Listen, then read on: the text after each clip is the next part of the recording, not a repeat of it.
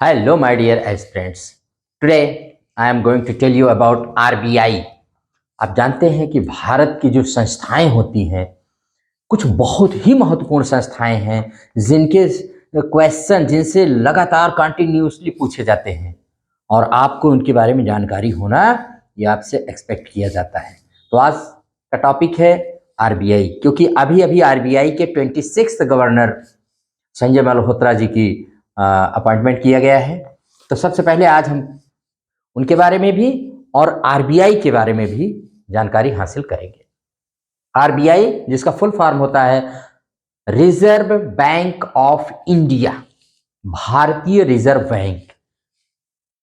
इसको इस्टेब्लिश किया गया था 1 अप्रैल 1935 को हिल्टन यंग कमीशन की संस्तुति पर। किसने रिकमेंड किया था? Hilton young commission. इसका हेडक्वार्टर शुरू में जब यह इस्टेब्लिश किया गया था तो कोलकाता में था, लेकिन 1937 से मुंबई में है।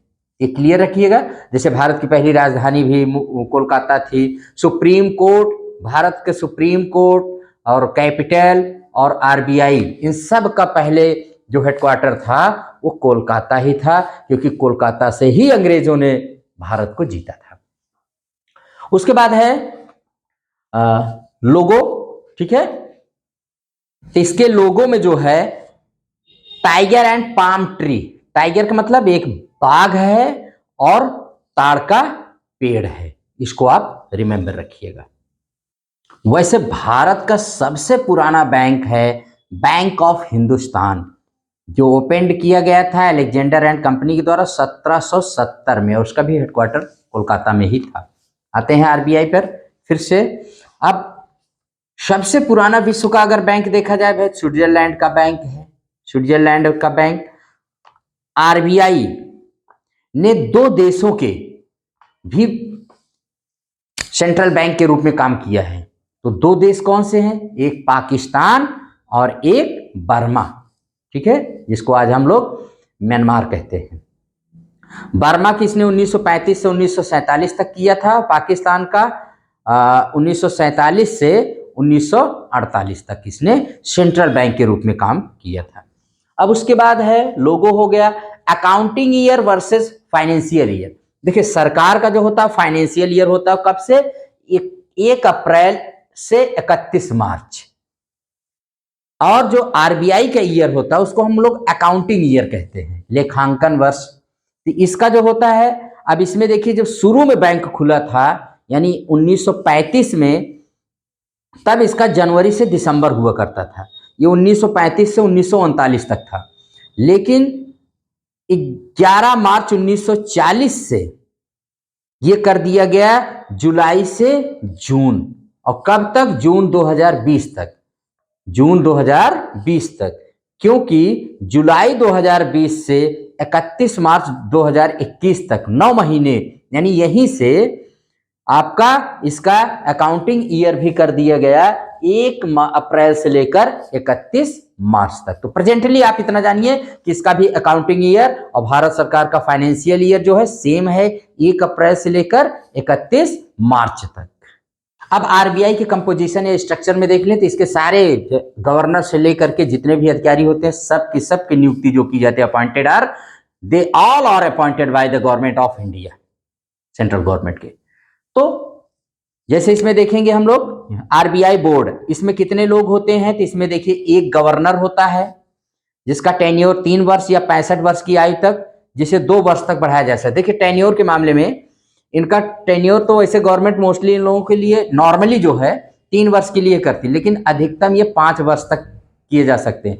उसके बाद भी गवर्नमेंट चाहे तो इनको रीअपॉइंटमेंट कर सकती है, जैसे अभी शक्तिकांत दास के 2 बार इनको, माने एक बार इनको एक्सटेंशन दिया गया था 18 से 21 और 21 से 24। अब आ गए हैं संजय मल्होत्रा जी। अधिकतम कार्यकाल 5 वर्ष ही होता है, लेकिन गवर्नमेंट कितने के लिए अपॉइंट करती है? 3 साल के लिए।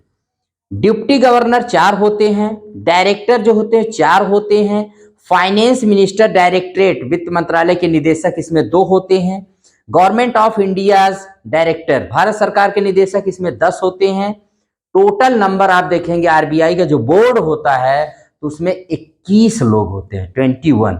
गवर्नर इसका जो होता है वो चीफ होता है, आरबीआई गवर्नर। ठीक है, उसी का सिग्नेचर सारे नोट पर रहता है, जितना आरबीआई प्रिंट करती है, ये इशू करती है। भारत सरकार और आरबीआई के बीच में थोड़ा सा संबंध देख ले क्या रहता है। तो देखिए, भारत सरकार और आरबीआई के बीच में थोड़ा सा संबंध जो होता है मधुर नहीं रहता है। दोनों ही जनता के हित में काम करते हैं। आरबीआई का काम है प्रॉफिट कमाना नहीं, आरबीआई भी सारे फंक्शन करती है in the interest of the public. Government भी वही करता है।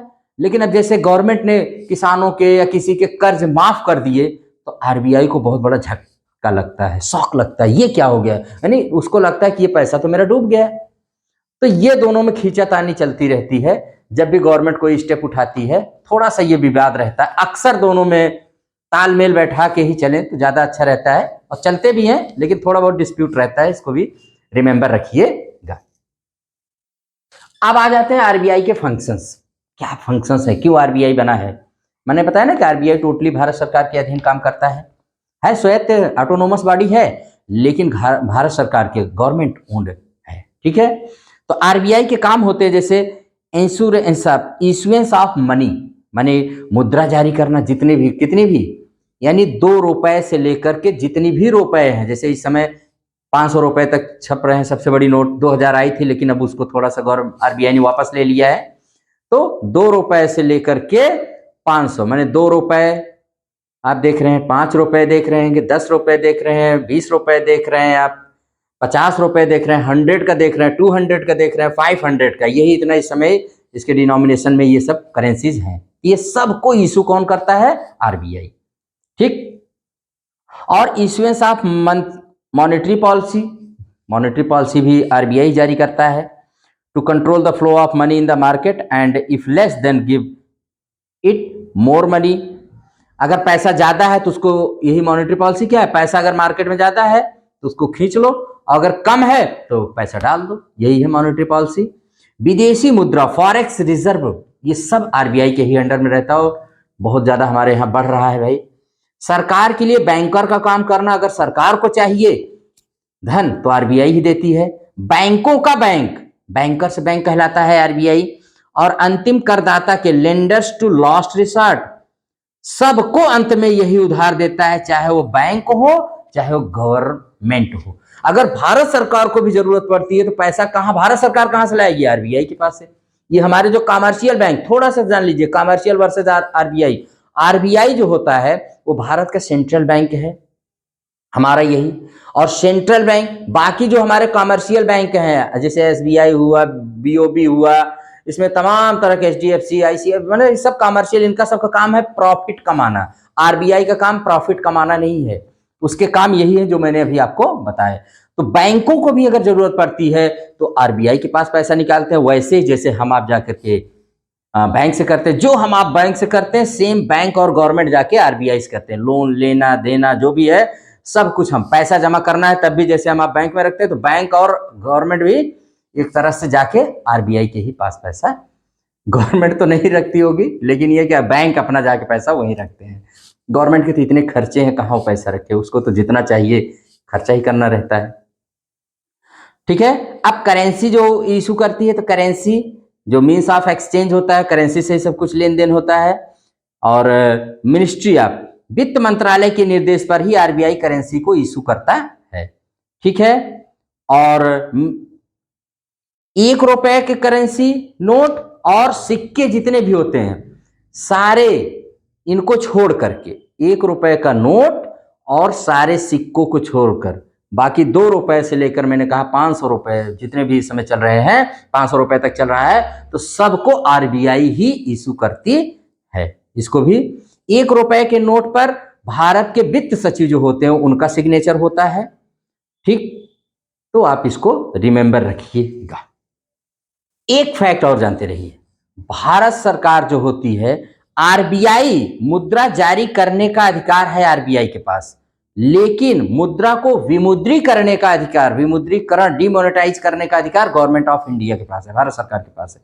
1978 तक 10,000 रुपए के करेंसी नोट छपते थे, लेकिन उसी साल गवर्नमेंट ऑफ इंडिया ने इसको डिमोनेटाइज कर दिया। जैसे 8 नवंबर 2016 को मोदी जी ने 500 और 1000 रुपए को डिमोनेटाइज कर दिया था, रिमेंबर इट ऑलवेज। और उस समय जो किए थे मोरारजी देसाई थे, वो भी गुजरात से, ये भी गुजरात से। तो अब देखिए, under section 8 of the RBI act 1934, 1934 के आरबीआई एक्ट सेक्शन 8 के अनुसार central government appoints governor and 4 deputy governors of RBI, इसी के अनुसार इनके अपॉइंटमेंट किया जाता है। ठीक है, और मैंने इसके बारे में आपको बता ही दिया है। हाँ, इसके फर्स्ट गवर्नर जो थे सर ओसबॉर्न स्मिथ थे।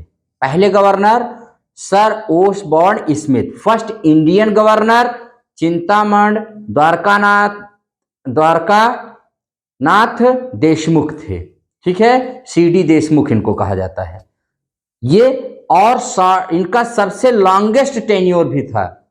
इनका सबसे, कहीं कहीं पर आता है कि ये इसमें जो थे, एक याद रखिएगा, सर बेनेगल रामा राव को भी माना जाता है कि इन दोनों का ही, लेकिन मानते हैं कि इनको, यह तो रामा राव का, इन दोनों का ही कार्यकाल सबसे ज्यादा रहा है।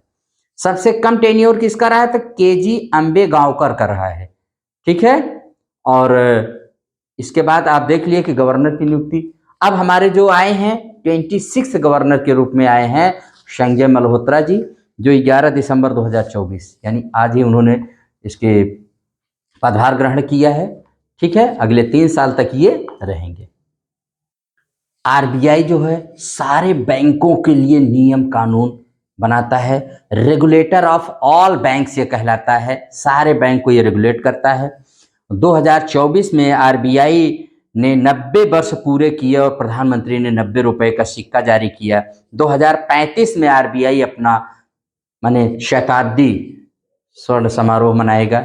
ठीक है, अभी तक एक आरबीआई के गवर्नर डॉक्टर मनमोहन सिंह हमारे देश के प्रधानमंत्री बने हैं, और जिनका कार्यकाल था, ठीक है, जिनका कार्यकाल रहा है, मनमोहन सिंह आरबीआई के 15वें गवर्नर थे। 16 सितंबर 1982 से 14 जनवरी 1985 तक ये आरबीआई के गवर्नर रहे, और जो भारत के प्रधानमंत्री 2 बार रहे हैं। ठीक है, इनको भी 2004 से लेकर 2014 तक, 2014 से फिर मोदी जी आ गए हैं। तो आरबीआई के बारे में सारे नोटों पर आप देखिए आरबीआई के गवर्नर होते हैं। ठीक है, और आप देखते हैं कि आरबीआई के जो नोट होते हैं, तो इस तरह से आरबीआई के बारे में पूरी जानकारी कंप्लीट हुई। और आप और भी जानकारी जो होगी आपको शेयर करते रहेंगे। तो हमारे 26 गवर्नर जो आरबीआई के आए हैं संजय मल्होत्रा जी, इनके बारे में और सबके बारे में मैंने आपको बता दिया है। अगर ये वीडियो पसंद आए तो आप इसको लाइक, शेयर एंड सब्सक्राइब करिएगा। फिर ऐसी ही जानकारी लेकर के हम फिर आते रहेंगे। Till then, goodbye bye.